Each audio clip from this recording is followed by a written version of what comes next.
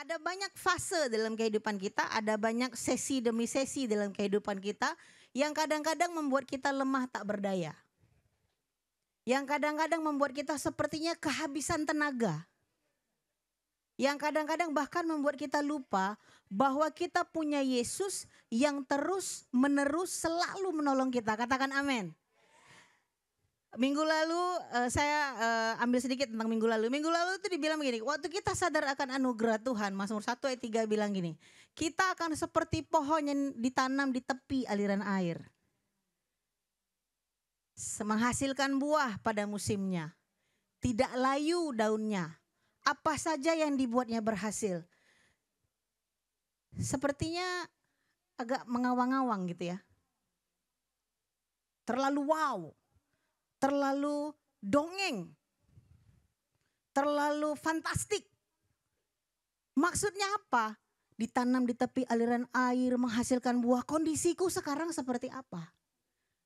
Tidak layu daunnya, semua orang tahu kesusahanku sekarang seperti apa. Apa saja yang diperbuatnya berhasil. Ini yang saya bilang bahwa sesi demi sesi dalam kehidupan kita, fase demi fase, tahap demi tahap dalam kehidupan kita, terkadang membuat kita lemah tak berdaya, Bapak Ibu jemaat Tuhan. Karena apa? Karena kita manusia. Karena kita masih dalam daging. Karena memang dalam kehidupan ini Tuhan mengajak kita untuk berjalan bersama Dia. Dia sudah berjalan duluan, Dia ngajak kita jalan sama Dia. Ada tantangan dan pergumulan yang harus kita hadapi, makanya kita butuh sadar bahwa anugerah Tuhan itu bukan berbicara mengenai fakta. Anugerah Tuhan itu bukan berbicara mengenai kondisi sekitar dan situasi yang sepertinya harus selalu membuat kita happy gitu. Anugerah Tuhan tidak hanya berbicara bahwa ketika aku punya pergumulan ada jawaban, enggak. Tapi anugerah Tuhan berbicara mengenai kita yakin. Apapun situasi dan kondisiku, aku seperti pohon yang ditanam di tepi aliran air. Akarnya semakin kuat ke dalam. Kenapa? Kalau benih tidak punya akar, dia bertumbuh sebentar, tapi dia nggak berbuah, dia kering. Karena apa? Dia udah punya akar, akarnya nggak dalam. Tetapi kita yang sadar, jangan orang ya, kita semua yang sadar akan anugerah Tuhan, kita tuh seperti pohon yang ditanam di tepi aliran air, terus ke dalam, mencari sumbernya sampai ke dalam. Sehingga kita selalu menghasilkan buah, even kita, walaupun kita dalam masa pergumulan. Menghasilkan buah pada musimnya. Kalau memang sudah musimnya Tuhan kita berbuah, kita berbuah. Tidak layu daunnya, walaupun sepertinya kerja keras, banting tulang, sepertinya fisik tersakiti, pikiran tersakiti, psikis tersakiti, tapi tidak layu, artinya selalu segar. Oleh karena Tuhan. Oleh karena kita sadar anugerah Tuhan yang membuat kita berhasil. Beruntung, berbahagia. Terus Kak Reni minggu lalu share firman Tuhan Keluaran 14 ayat 14.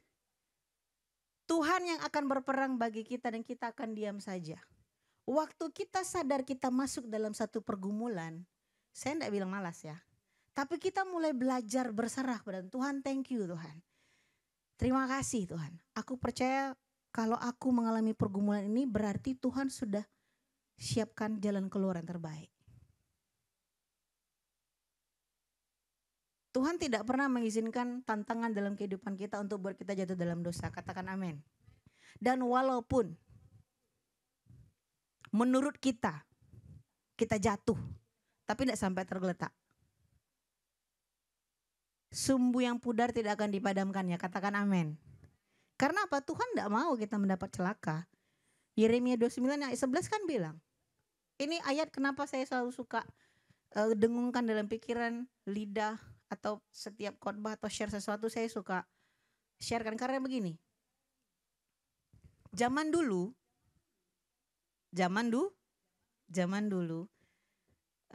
saya tidak pernah punya keberanian percaya bahwa saya kuliah.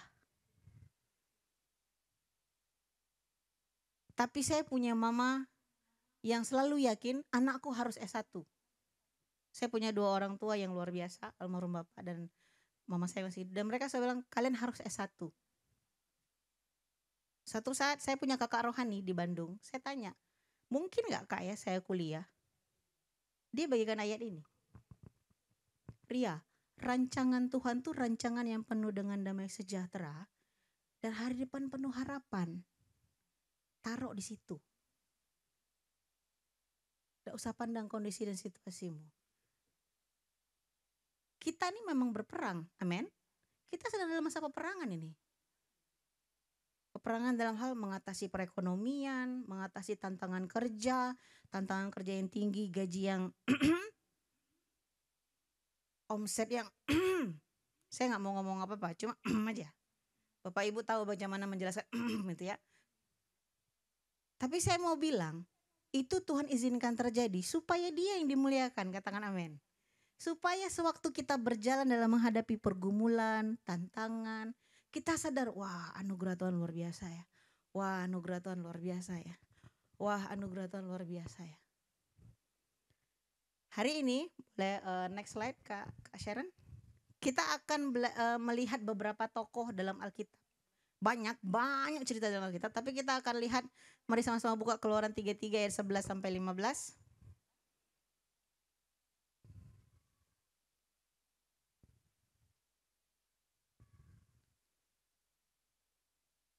Keluaran 33 ayat 11 sampai 15. Saya bacakan ayat 11, 12 bergantian ya Bapak Ibu ya. 11, 12 Bapak Ibu, 13 saya bergantian begitu. Saya baca ayat 11, mulai ayat 11. Dan Tuhan berbicara kepada Musa dengan berhadapan muka seperti seorang berbicara kepada temannya. Kemudian kembalilah ia ke perkemahan. Tetapi abdinya Yosua bin Nun, seorang yang masih muda, tidaklah meninggalkan kemah itu. Ayat 12, 1, 2, 3.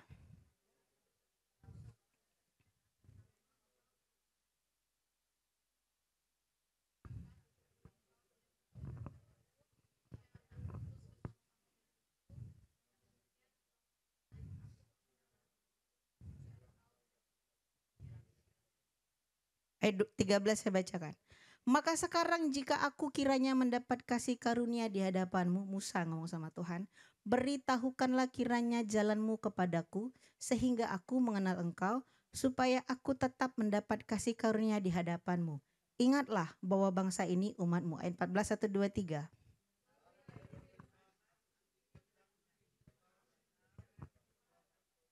Ayat 15 bersama-sama, 1, 2, 3. Berkatalah Musa kepadanya, jika engkau sendiri tidak membimbing kami, janganlah suruh kami berangkat dari sini.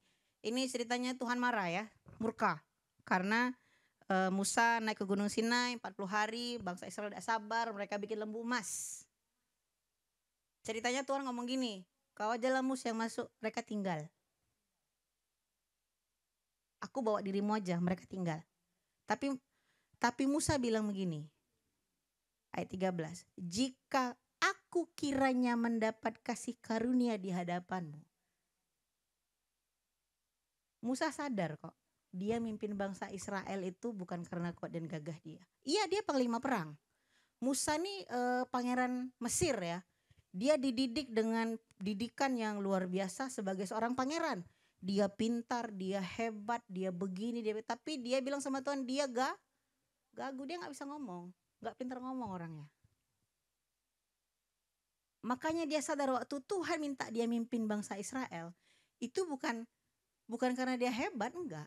Dia bilang ini, karena Musa sadar bahwa dia mendapat kasih karunia atau kemurahan, menurut firman Allah yang hidup, menurut terjemahan sederhana Indonesia, perkenanan di hadapan Tuhan. Musa sadar dia bisa mimpin bangsa Israel karena kasih karunia. Dan Musa tahu Allah sangat mengasihi bangsa Israel. Makanya dia berani ngomong. Musa bilang gini, jika engkau tak besertaku, ku tak mau berjalan. Musa tuh kayak lagi bujuk Tuhan. Kalau Tuhan tidak mau ya udah, aku tidak mau juga. Karena apa? Musa tahu, sadar dalam dirinya bahwa Allah yang hebat, Yahweh yang dia sembah nggak mungkin begitu. Sudah capek-capek bawa bangsa Israel keluar dari Mesir 10 tulah ya. 10 tulah, tidak mungkin lah. 10 tulah terus Minggu lalu kita belajar bagaimana Tuhan membolak-balikkan pasukan Firaun dan pasukannya di Laut Teberau. Sampai pernyataan bahwa Tuhanlah yang berperang, kita akan diam saja. Musa sadar dan yakin bahwa Tuhan tidak akan pernah meninggalkan bangsa Israel dan dirinya. Karena apa? Karena dia tahu dia tuh mimpin karena kasih karunia. Bukan karena dia hebat. Next, Ayub. Kalau yang ini seru ya, kita tahu semua ceritanya. Orang kaya, terus iblis bilang dia keliling-keliling. Terus Tuhan bilang, tengok hambaku Ayub. Iblis bilang, ya wajarlah Tuhan, kau pagari hidupnya, jagai dia, makanya dia kaya, Tuhan diberkati, oh bla bla bla bla. Terus Tuhan bilang, boleh, tapi jangan kau ambil nyawanya. Kita tahu bagaimana perjalanannya, Ayub habis. Sampai dia punya sakit kusta. Sampai istrinya bilang, kutuki Tuhanmu. Sampai Ayub pada fase mengutuki hari lahirnya. Menyesal akan dia lahir di bumi. Ada di Ayub berapa saya lupa, 30-38. Sampai Tuhan bilang sama Ayub, ayo kita berperkara Ayub. Ayub 41-42. Memangnya kau yang ngatur langit? Memangnya kau yang buat kehidupan binatang, kata Tuhan. Memangnya kau yang mengatur ABC? Tuhan tantang Ayub. Dan Ayub tidak bisa dengan pemikirannya. Ayub tidak mampu memahami pekerjaan tangan Tuhan dengan pikirannya. Kita ini kecil letaknya kan. Tuhan besar. Firman Tuhan bilang langit adalah tahtamu. Bumi tumpuan kakimu. Bayangkan kaki Tuhan sebesar apa? Bumi. Bumi besar Bapak Ibu. Laut selekuk tanganmu. Berarti gede banget tangan Tuhan ya. Pantasan kita muat di tangannya semua. Dan bagi Ayub dia tidak bisa nangkap. Gak tahu lagi. Ternyata Tuhanku ini benar-benar besar. Makanya Ayub 42 ayat 5 bilang gini. Hanya dari kata orang saja aku mendengar tentang engkau. Tetapi sekarang mataku sendiri memandang engkau. Selama ini Ayub tuh tahu tentang Tuhan karena dari kata orang. Ya dia tidak mengalami perjumpaan pribadi dengan Tuhan. Belum mengalami sesuatu yang spiritual, apa yang ngomongnya, supranatural bersama Tuhan sebelum fase dia mengalami segala kehilangan dalam kehidupan dia. Dia tahu Tuhan. Buktinya setiap kali anaknya pesta pora malam, pagi-pagi dia bakar mesbah. Siapa tahu anakku, bakar korban bukan bakar mesbah, di atas mesbah. Siapa tahu anakku buat dosa waktu pesta tadi malam. Aku bawalah korban sama Tuhan. Jadi dia tahu ritual itu karena dia baca mungkin. Dia dengar apa kata orang tentang Allah Yahweh itu.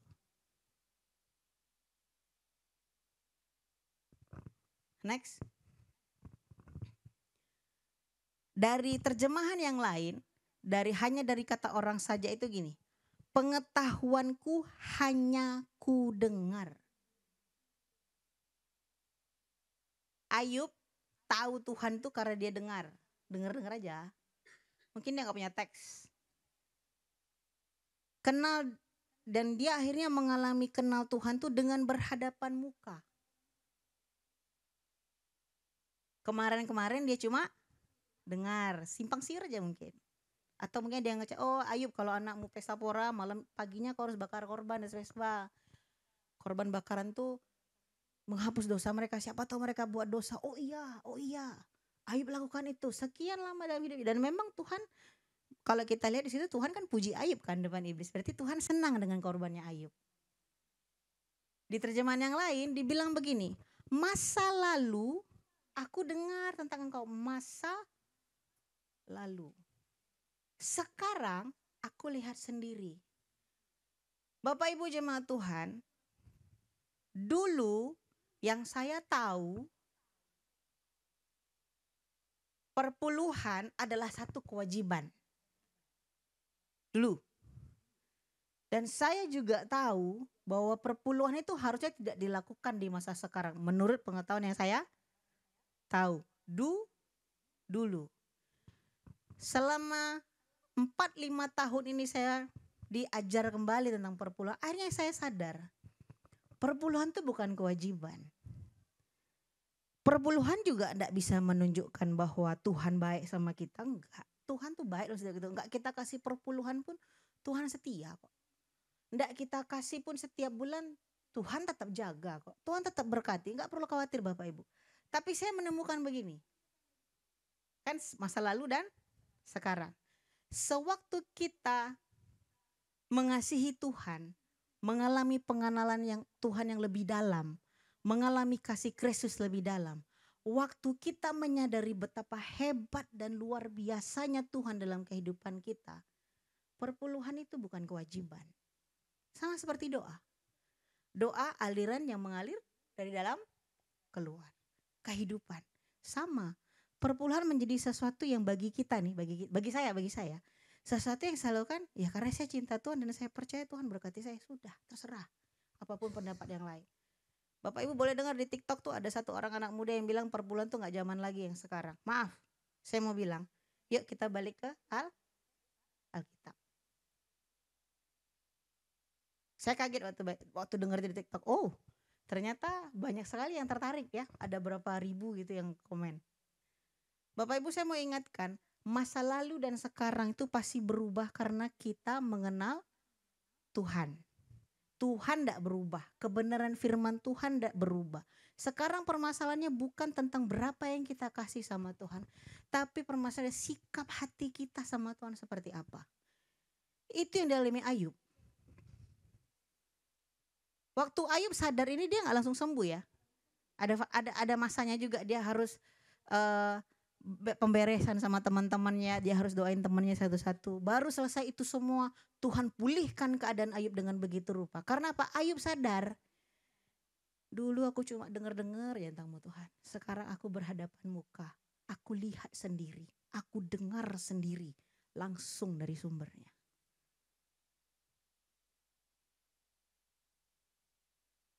Next. Daud, wah kecil ya. Sorry. Oke, kita tahu Daud. Daud ini memulai menyadari kehadiran Tuhan bukan waktu dia sedang berperang. Ya, walaupun kita sadari sebanyak dari Mazmur yang ditulis oleh Daud, yang digubah oleh Daud, itu lebih ke arah medan perang. Karena dia panglima perang. Tapi Daud memulai dia sadar akan Tuhan itu waktu dia menggembalakan 2-3 ekor domba. Daud tidak memulai dengan sesuatu yang wow, enggak. Dia mulai dengan sesuatu yang kecil, yang dalam pandangan orang tuh enggak ada nilainya, tapi dia setia. Mazmur Daud tuh banyak. Ya ada dalam Mazmur 9, yang sering kita dengar Mazmur 23.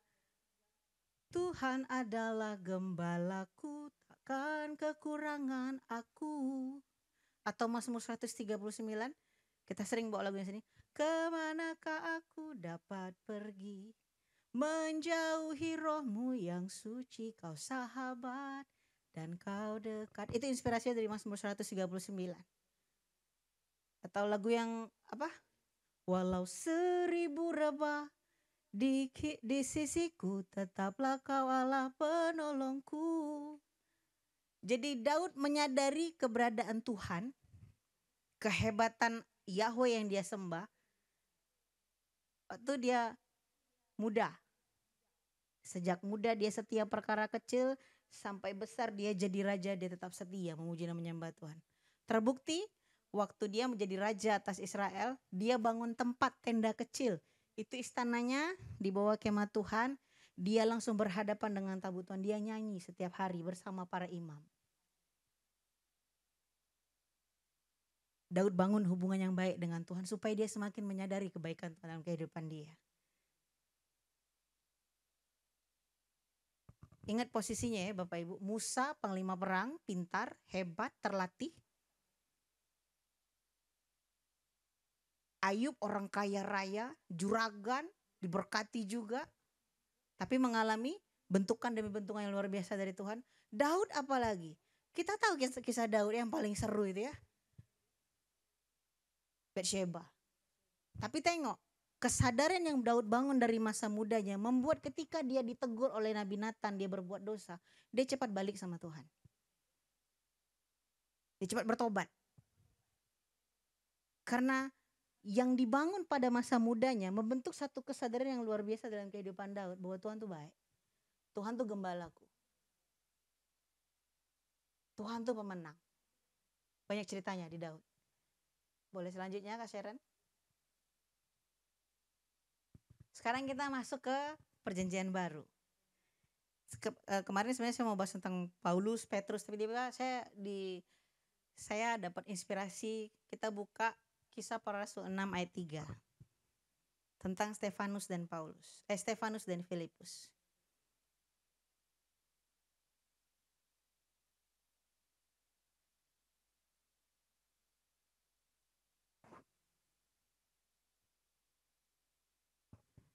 Saya bacakan buat kita semua Kisah 6 ayat 3.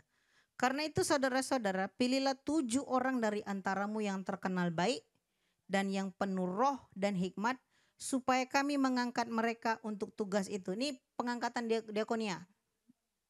Ya. Ayat 5. Usul itu diterima baik oleh seluruh jemaat, lalu mereka memilih Stefanus, seorang yang penuh iman dan Roh Kudus, dan Filipus, Prokorus, Nikanor, Timon, Parmenas, dan Nikolaus, seorang penganut agama Yahudi dari Antioquia. Terkenal baik dan yang penuh roh dan hikmat. Kira-kira orang yang kayak gini sadar gak akan anugerah Tuhan? Sadar gak akan kehadiran Tuhan yang nyata? Stefanus itu seorang yang penuh iman dan Roh Kudus. Apa yang dilakukan? Dia dirajam. Waktu Stefanus dirajam ada Saulus di situ. Ikut dia, Saulus. Tapi apakah waktu Stefanus sadar nggak waktu dia membela dirinya di depan mahkamah agama hukumannya dirajam? Sadar. Dia tahu, dia mengerti. Tapi yang dia percaya adalah Tuhan pasti tolong dia. Walaupun pada kenyataan dia mengalami rajam, tapi dia bilang nih, terima kasih Tuhan. Dia doain orang-orang yang rajam dia. Bapak Ibu boleh baca kisahnya di Kisah Para Rasul. Agak dapat PR sedikit ya. Boleh ya. Dan itu membuat kita menyadari bahwa kalau kita dipenuhi Roh Kudus, kalau fokus hidup kita adalah Roh Kudus, Kristus, di segala situasi dalam kehidupan kita, kita pasti cepat sadar loh. Kalau Tuhan tuh baik. Kalau anugerah Tuhan tuh tidak berhenti. Walaupun awan sebesar setelapak tangan tidak kelihatan, iyalah jauh pula kan. Mana bisa kelihatan. Tapi kita tahu Tuhan baik. Walau sepertinya segala sesuatu dalam kehidupan kita kelabu, kelabu, hitam mungkin. Tapi kita tahu, sekeliling boleh, tapi yang aku percaya Tuhan tuh baik sama aku. Mazmur 1 ayat 3, seperti pohon ditanam di tepi aliran air itu maksudnya begini. Sekalipun kemarau mendera, sekalipun sepertinya aliran sungai mulai menurun, tapi karena akarnya masuk ke dalam, aku pasti tetap menghasilkan buah. Katakan amin. Tantangan, pergumulan tidak menghentikan kita untuk menghasilkan buah dalam nama Yesus Kristus. Karena fokusnya bukan kita. Fokusnya Kristus. Stefanus itu dipenuhi Roh Kudus. Fokus dia siapa? Kristus. Dia memberitakan Injil yang penuh keberanian. Dia memberitakan Injil di hadapan Mahkamah Agung yang pasti akan hukum dia dengan rajam masa itu. Boleh selanjutnya Kak Sharon? Filipus lebih seru lagi. Ya. Dia lagi jalan nih. Tiba-tiba di tengahnya ada kereta. Set. Ada seorang ngomong sama dia. Roh Kudus bilang, pergilah ke situ dan dekatilah kereta itu. Orang yang menyadari bahwa anugerah Tuhan hebat dalam hidup kita pasti memiliki kepekaan atas apa yang Tuhan inginkan bagi hidupnya. Katakan amin. Gak percaya ya. Setiap kita yang dipenuhi oleh Roh Kudus dan menyadari anugerah Tuhan luar biasa atas hidup kita, pasti memiliki kepekaan akan suara Tuhan. Katakan amin. Harus dilatih? Iya. Harus berlatih. Sama seperti seorang bayi, dia berlatih mendengar mamanya memanggil. Kan bayi nggak langsung bisa tahu, oh mama. Nggak bisa langsung tahu begitu. Harus Dilatih, mamanya pasti ngulang-ngulang. Apalagi kalau mama tiba-tiba dipanggil papa. Pasti sakit hati mama ya. Setiap hari dipeluk, setiap hari dikasih ASI, setiap hari gendong, dipanggil papa. Sama, seperti itu juga harus dilatih kepekaannya. Setiap harus dilatih. Anak bayi sering kita ngomongin, orang tua khususnya ya. Dia pasti hafal lama-lama mana suara mama, mana suara papa. Karena apa? Dilatih. Tuhan mau kita latih. Filipus saya percaya kepekaannya bukan hanya sekedar karena dia penuh roh, tapi dia memiliki kerinduan hati untuk melakukan seperti yang Tuhan mau. Dia pergi kan, itu keretanya sida-sida dari Ethiopia. Memberitakan Injil. Sida-sida OTB itu baca surat, dia bingung apa arti surat ini ya. Pusing mungkin dia kan. Datang Filipus. Tidak mengerti. Filipus ajarkan. Dia dibaptis. Tapi tengok apa yang terjadi. Roh Tuhan tiba-tiba melarikan. Artinya betul-betul dia dikuasai oleh Roh Kudus. Kita yang mengalami kepenuhan Roh Kudus, kalau Bapak Gembala ngajarin kita kayak orang mabuk, iya, betul. Kadang-kadang kita nggak tahu, tiba-tiba kita hilang, kita mengerjakan yang lain. Teman-teman nyari mana dia ya? Padahal dia nggak mana-mana, dia mengerjakan yang lain seperti yang dia dapatkan dalam Tuhan, dan dia bersemangat, dan dia seperti dalam tanda kutip lenyap, mengikuti kemana Roh Kudus membawa dia. Next Kak Seran. Dari beberapa tokoh yang kita bicarakan tadi di atas, Musa, Ayub, Daud, Filipus, Stefanus, ini beberapa poin yang harus kita perhatikan. Sadar itu, Bapak Ibu suka gak dengar, orang doa begini, saya suka doa gini, ampunilah dosa kami Tuhan, baik yang disengaja maupun yang tidak disengaja. Disengaja sadar. Tidak disengaja dalam kondisi apa? Mabuk. Yang tidak disengaja dalam kondisi apa? Sadar itu lawannya apa? Mati. Bayangkan ketika orang mati masih bisa melakukan dosa, gimana Bapak Ibu? Gak ngeri ya, zombie itu berarti kan? Jalan dia melakukan dosa. Waktu saya tahu, saya ketawa-ketawa sendiri. Oh iya ya Tuhan ya. Disengaja itu artinya kita sadar. Nggak ngigau, sadar. Artinya kita tidak mungkin berbuat dosa dalam kondisi yang tidak sadarkan mati. Baik, kita mulai ubah doanya ya. Jadi dosa itu pasti disengaja. Ya. Jadi ketika kita ingin memiliki kesadaran, kita harus punya pengetahuan tentang Tuhan. Kita harus banyak tahu tentang Yesus. Bagaimana caranya Kak? Banyak caranya. Sudah sering di-sharekan dengan di tempat ini oleh para hamba-hamba Tuhan yang bicara. Kesadaran itu akan muncul karena hasil dari pengalaman bersama Tuhan. Ayub. Dulu, sekarang. Ayub ya. Dibangun dalam kehidupan sehari-hari. Daud, tiap hari dia. Kan kalau Daud tuh gambarannya anak muda kemerah-merahan bawa harpa kecil itu ya. Ya itu penggambarannya bahwa dia setiap hari tuh suka muji Tuhan.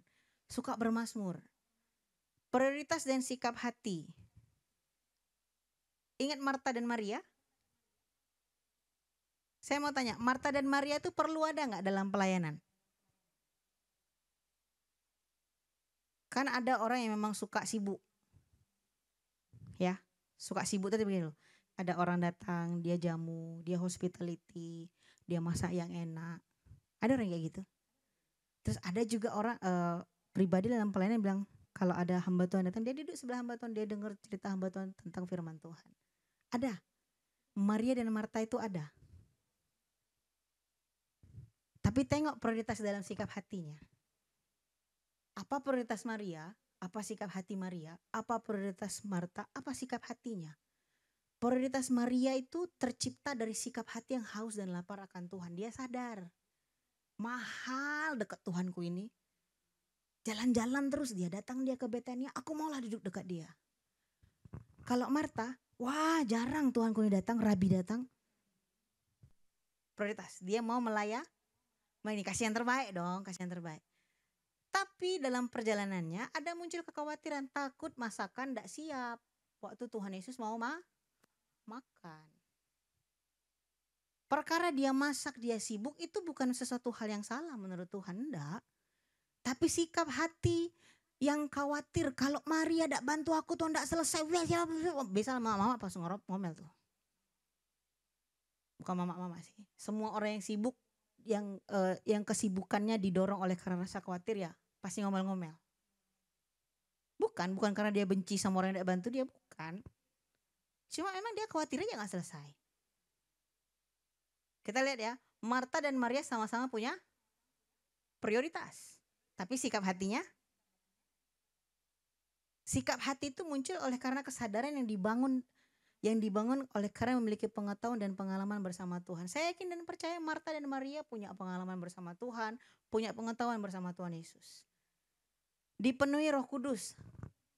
Stefanus, Filipus itu dipenuhi Roh Kudus. Makanya mereka dengan penuh kesadaran mengerjakan bagian yaitu memberitakan Injil bagi banyak orang.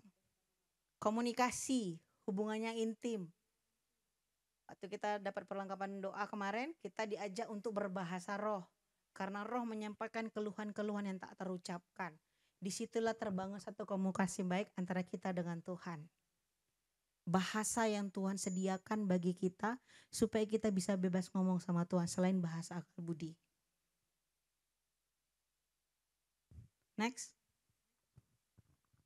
Oke. Kita mungkin banyak orang bertanya sadar tuh di bagian mana ya? Ya kan? Saya nyontek nih ya dari internet ya. Oke, spirit, soul, body. Kita terbagi menjadi 3, trikotomi.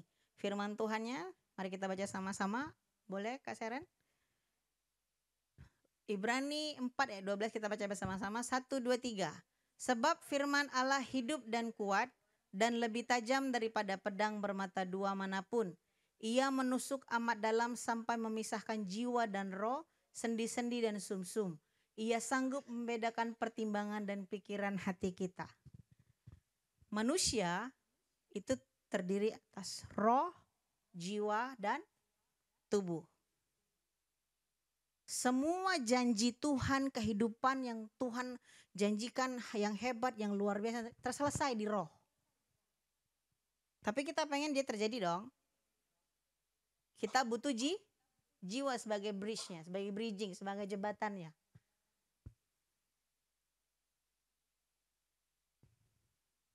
Kita butuh supaya jiwa ini bisa menyampaikannya ke tubuh. Bahwa aku sudah sembuh, alam roh sudah sembuh. Badan pengen sembuh dong. Berarti kita harus ngomong ke jiwa. Boleh Kak Sharon next. Sadar di dalam roh itu berbicara mengenai nurani, hati, mata. Kalau firman Tuhan bilang supaya mata hati kita terang. Nanti kita baca firman Tuhannya. Tapi kalau jiwa berbicara mengenai keinginan, emosi, intelektual, pikiran, perasaan, kehendak, terakhir perubahan pola pikir lah. Kita sering dengar metanoia ya. Ada pabriknya itu ya. Percetakan buku. Efesus 1 ayat 18. Slide-nya tetap di sini. Kita sama-sama buka Efesus 1 ayat 18 Bapak Ibu jemaat Tuhan. Kita buka firman Tuhan kita, Alkitab kita, Efesus 1 ayat 18.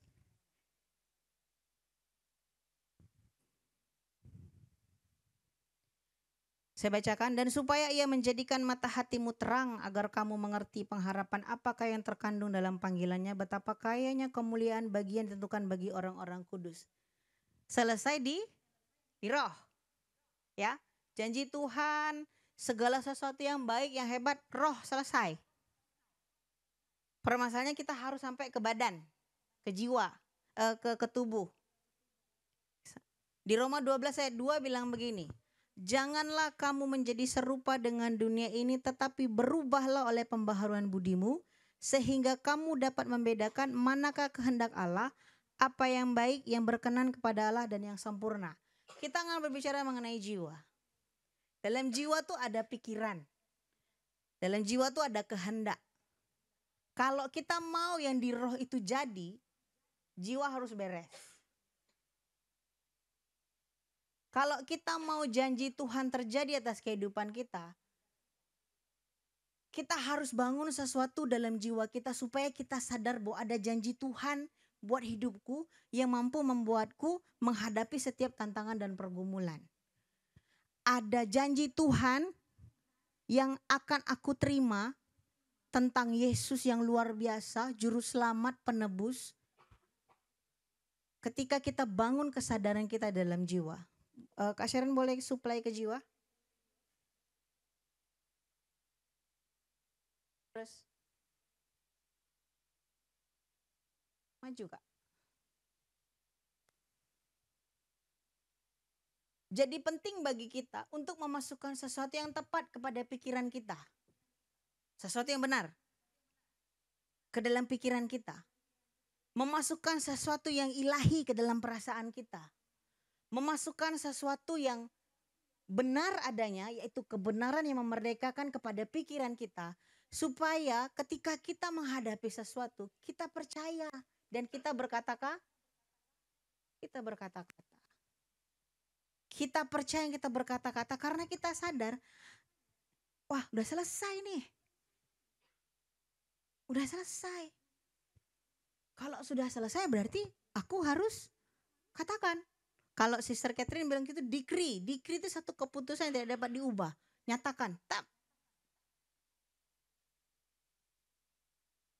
Dalam nama Yesus Kristus, aku percaya pekerjaanku, proyek yang dipercayakan berjalan dengan lancar, data diperlukan, disediakan Tuhan, bertemu dengan orang-orang yang tepat. Nah begitu. Tapi bagaimana kita bisa menyatakan seperti itu kalau supply kita ke jiwa tuh nggak ada Bapak Ibu. Kita nggak pernah memasukkan sesuatu yang memang dibutuhkan untuk jiwa kita. Kita memasukkan sesuatu yang saya nggak anti dengan tontonan ya. Saya juga masih suka nonton film kok. Cuma kadang-kadang porsinya yang mana yang lebih banyak? Apakah kita memasukkan kebenaran yang memerdekakan itu lebih banyak daripada kebenaran yang membuat kita makin pusing? Kebenaran yang memerdekakan itu adalah Yesus. Masukkan segala sesuatu tentang Yesus dalam kehidupan kita. Sehingga ketika sesuatu terjadi, kita akan cepat dengan sadar datang kepada Tuhan tanpa menunggu, tanpa terperosok jauh ke dalam, tanpa harus mengalami sesuatu yang begitu menakutkan. Kita sadar. Apalagi pas mengingat Mazmur 1 ayat 3. Ditanam di tepi aliran sungai, menghasilkan buah pada musimnya. Tidak layu daunnya, apa saja yang kuperbuat berhasil.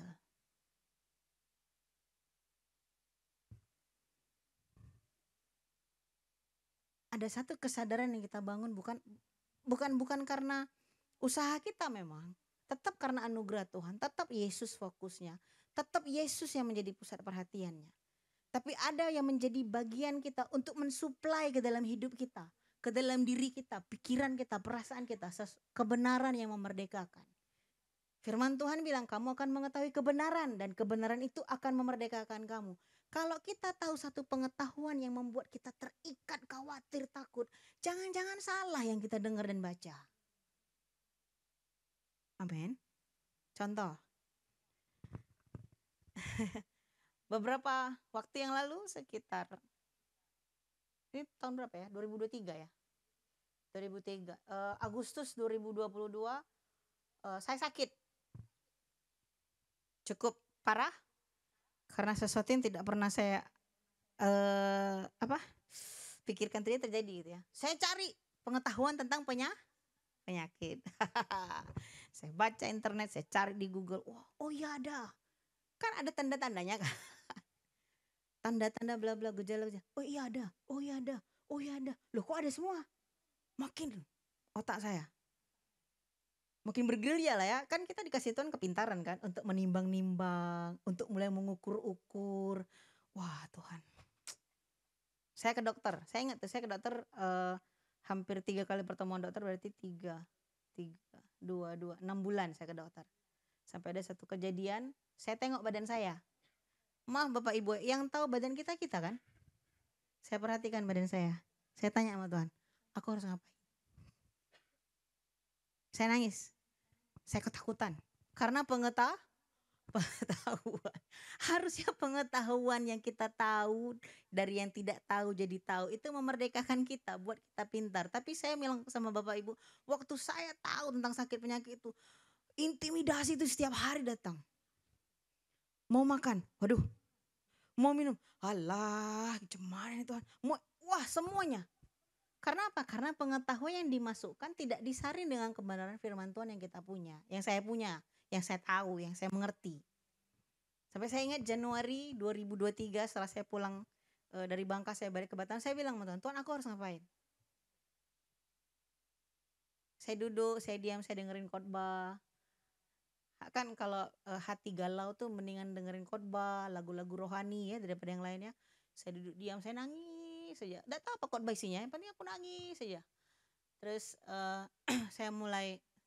saya percaya itu karena Roh Kudus. Roh Kudus bantu saya, bimbing saya untuk dengar lagu Thank You Jesus for the blood applied. Lagunya yang nyanyi waktu itu Pak Don Moen. Dia bilang makasih Yesus untuk darah yang kau curahkan bagiku. Aku diam. Terus Tuhan bilang, mau tahu harus ngapain nak? Kesadaran itu dibangun bukan dalam satu hari Bapak Ibu, tapi bertahun-tahun. Banyak pergumulan yang Bapak Ibu hadapi, amin. Tantangannya banyak.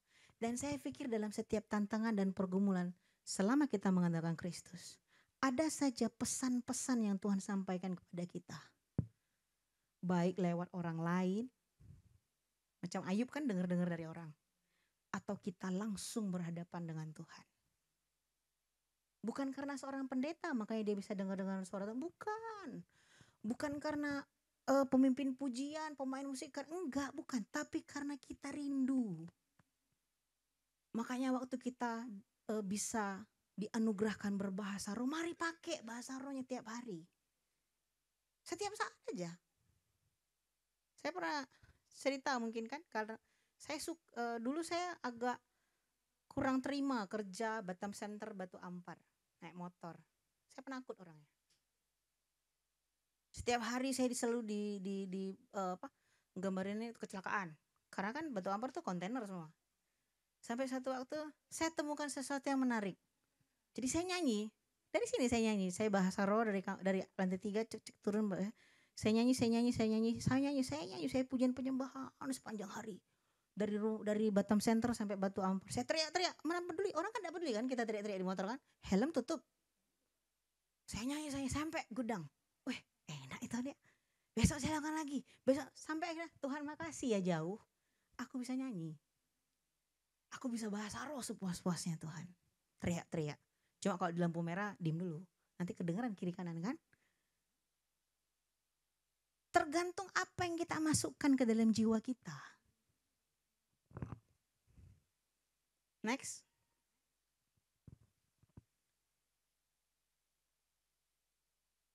Berbahagialah orang yang tidak berjalan menurut nasihat orang fasik, yang tidak berdiri di jalan orang berdosa, dan yang tidak duduk dalam kumpulan pencemooh, tetapi yang kesukaannya ialah Taurat Tuhan, dan yang merenungkan Taurat itu siang dan malam.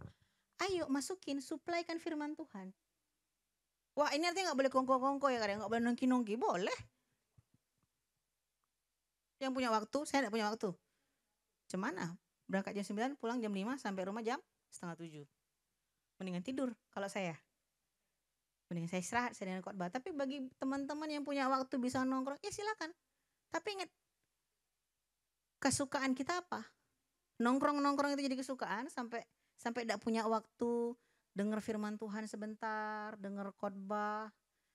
Banyak itu sekarang saya ngikutin arahan Pak Gembala yang TikTok, Reels gitu ya. Oh, Instagram. Oh iya keren juga ya. Dipotongnya pas lagi ayat-ayat firman Tuhan yang perlu kita tahu. Ya ulang aja. Bagi Bapak Ibu yang di kantornya ada wifi, punya headset, punya keleluasan untuk dengerin khotbah, ayo dengerin khotbah. Dengerin lagu. Khotbah, lagu. Atau kalau saya lagi iseng, saya cari di YouTube Alkitab Suara, Kitab Roma. Ada itu kan di YouTube kan. Saya dengerin orang apa kan kalau baca di HP kan masih pakai kerja. Jadi pakai YouTube itu, audio, Alkitab audio. Roma 1 Saya Alkitab audio Roma pasal 1 sampai 4. Muncul tuh nanti. Oh, dengerin pakai headset. Enak-enak mantap. Begitu mudahnya fasilitas yang Tuhan sediakan supaya kita kasih supply yang baik. Yang nggak bisa jangan tertuduh. Enggak, masih banyak cara yang lain. Oke, Filipi 2 ayat 5. Selanjutnya Kak Sharon. Hendaklah kamu dalam hidupmu bersama menaruh pikiran dan perasaan terdapat juga dalam Kristus Yesus. Ini adalah yang terjadi ketika kita memasukkan firman Tuhan ke dalam kehidupan kita. Mau tidak mau, bukan mau dah. Secara otomatis perasaan dan pikiran Kristus itu tinggal dalam diri kita. Kenapa? Karena kita baca firman, ada firman yang rema. Enggak sekedar logos ilmu, tapi firman itu jadi rema. Sepanjang perjalanan hidup, mungkin ada suara ngomong ini, jangan takut nak, percaya saja. Sehingga ketika mengalami pergumulan tantangan, yang terdengar, jangan takut nak, percaya saja. Itu Yesus yang ngomong, saya percaya itu. Karena itu firman Tuhan. Waktu berjalan melihat situasi dalam kondisi yang muncul dalam pikiran perasaan, Allahku akan mencukupi keperluanku, kebutuhanku, memenuhinya menurut kekayaannya. Segala perkara dapat kutanggung dalam Dia yang membelah laut, yang teduhkan badai, yang mustahil pun terjadi karena kuasa-Mu, yang pegang hidupku, yang buka jalan bagiku. Kau pembuat mujizat sejati. Akan ada yang tinggal di sini. Dan waktu kita mengalami tantangan, kesadaran yang kita bangun akan anugerah Tuhan itu terlontar begitu saja memberikan kita kekuatan. 1 Tesalonika ayat 5 sampai 18. Mengucap syukurlah dalam segala hal, sebab itulah yang dikehendaki Allah dalam Kristus Yesus bagimu. Ayo, jiwanya dilatih untuk mengucap syukur. Bapak Gembala ngomong gitu. Waktu ngomong, terima kasih Tuhan. Atau, sia. Silakan pilih sikap hati dan prioritasnya. Filipi 4 ayat 4. Bersukacitalah senantiasa dalam Tuhan. Sekali lagi kukatakan, bersukacitalah. Ayo Bapak Ibu, kondisi boleh menghimpit, kenyataan hidup boleh keras, tapi yuk bersukacita yuk. Bukan pura-pura ya, bukan gitu. Bukan bersukacita. Thank you Tuhan. Aku percaya. Hebat pun tantangannya, Tuhan bersamaku. Thank you Tuhan, masa muda aku akan kulalui dengan gilang gemilang karena Tuhan. Ayo ucap. Karena apa? Baca firman, punya pikiran Kristus, kita bisa bersyukur, kita bisa bersukacita. Yohanes 4 ayat 23 sampai 24. Ini yang paling seru. Ini hobi, kesukaan, kehidupan, lifestyle terserah. Tapi setiap kita sebentar Bapak Ibu. Oke. Setiap kita dikehendaki oleh Tuhan untuk menjadi penyembah-penyembah dalam roh dan kebenaran. Semua firman Tuhan yang kita baca, kita dengar akan membentuk sesuatu dalam pikiran dan perasaan kita. Yaitu Yesus, tentang Yesus. Waktu Yesus begitu menjadi pusat kehidupan kita, perkara bersyukur, bersukacita menjadi satu perkara yang menyenangkan bagi kita. Terakhir akan muncul pujian penyembahan dari mulut kita. Terakhir akan keluar ucapan syukur dalam bentuk nyanyian. Bukan karena siapa kita, enggak. Tapi karena siapa Yesus yang kita sembah. Ini bukan tentang seberapa besar usaha kita, enggak. Ini berbicara mengenai seberapa hebat Kristus dalam hidup kita.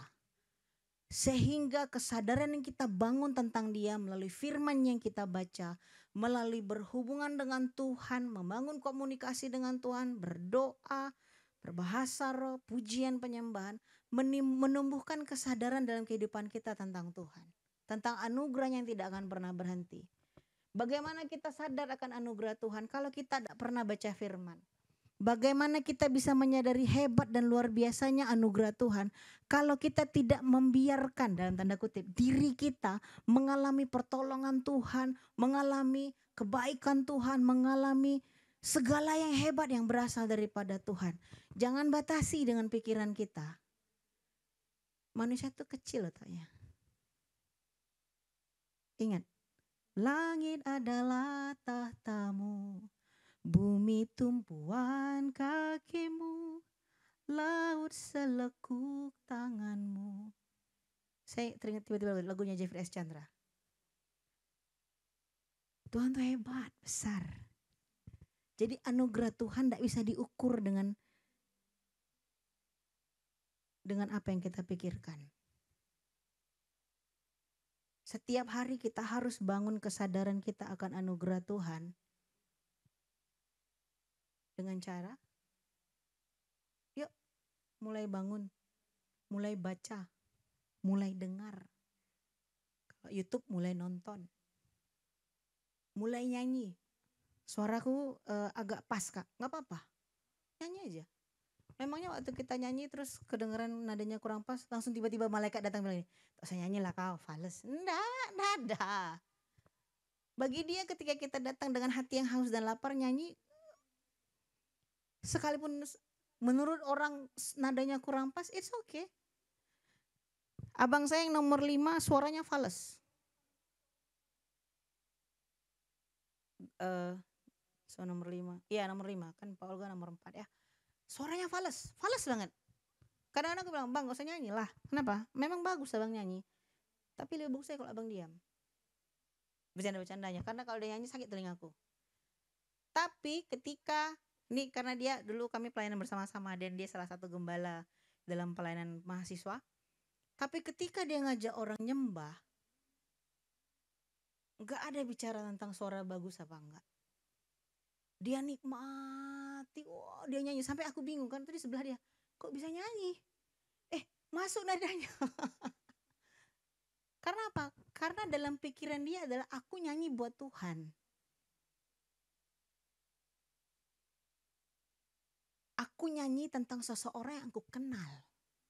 Kita nyanyi tentang Yesus kan? Kenal kan Yesus kan? Ya nyanyi aja.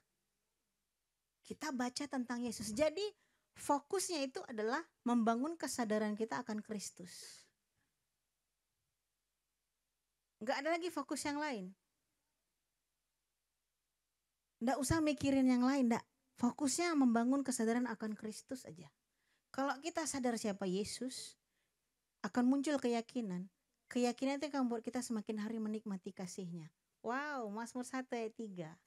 Ditanam di tepi aliran sungai, menghasilkan buah pada musimnya, daunnya tidak layu, apa saja yang diperbuatnya berhasil. Slide terakhir Kak itu.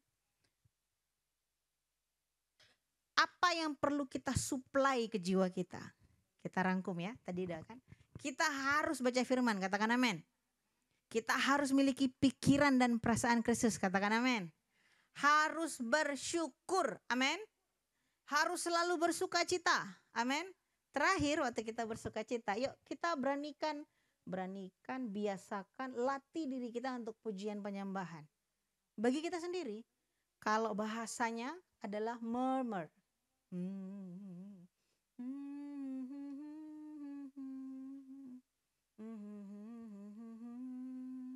Sambil bayangkan Yesus. Jangan bayangkan yang lain ya, bayangkannya Yesus ya. Kita punya hanya dengan humming. Tuhan baik kali.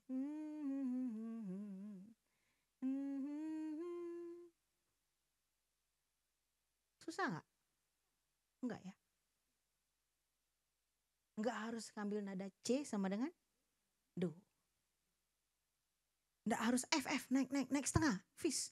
Naik lagi, 1. Enggak harus. Tapi the moment kau menyadari anugerah Tuhan, kau teringat kebaikan Tuhan.